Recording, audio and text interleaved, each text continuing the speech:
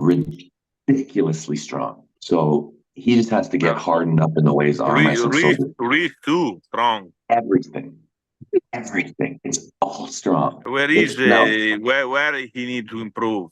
it's I'd say just in the specific angles. Like, like yes, the wrist is strong, but it's crazy strong, but it's not the way that we train. You know what I mean? Like he's three times as strong as like an arm wrestling athlete in all these weird ways, but it's not like pronation. He doesn't do rising, but he can do it all. Does Brian Shaw need a bigger wrist?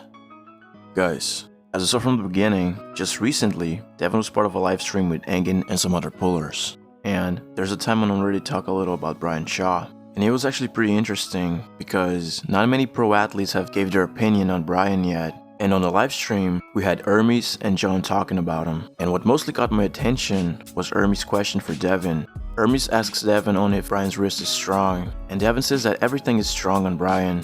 So then, Ermes asks on where Brian needs to improve, and Devon replies that Brian needs to do the specific movements, like he isn't strong in pronation or rising or any of those lifts. Instead, his hand strength comes from his grip, and as soon as he converts, Devon thinks that he'll seriously improve on the table. And this was all very interesting to hear, but just lately, I saw an edit that put Brian and Levan arm wrestling side to side. And there's a time when where both of them are pulling with their hand cupped in.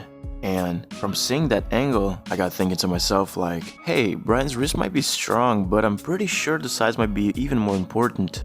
I noticed that when Devon was teaching Brian. Like, when I looked at Brian's arm, it surely looks gigantic, but as soon as it goes a bit lower into his forearms and wrist, we can see that it's not proportional, unlike Levan's. And this is certainly understandable, because if we look at Levan's training, we'll see that he even got injured when he was doing like 90 to 100 kilo wrist curls. So, the reason why Levan has that huge forearm and wrist is because he used to lift pretty heavy on that area, while Devon just showed to Brian the specific lifts. So, Brian has to get used to it to then start lifting pretty heavy on it. But what about you guys? Do you guys think that Brian will get to match Levan's forearm or even wrist? Leave down in the comments. Thank you so much for watching.